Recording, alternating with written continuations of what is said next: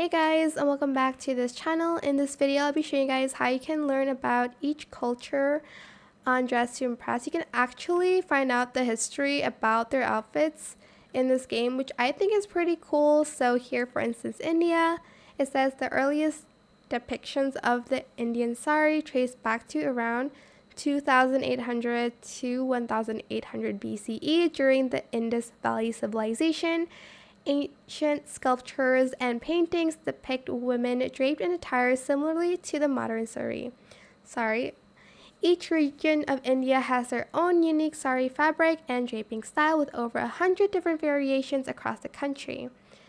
And there's much more information. I can't read all of it, but if you want to give them a read, you can by just pressing E in on the view card button.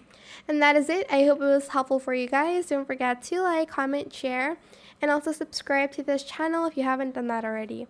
If you have any more questions about this video, just leave it in the comment section down below. I will try my best to answer them all for you guys. And if you found this video helpful, please click the thanks button as well. That is it. Thank you so much for watching. Bye!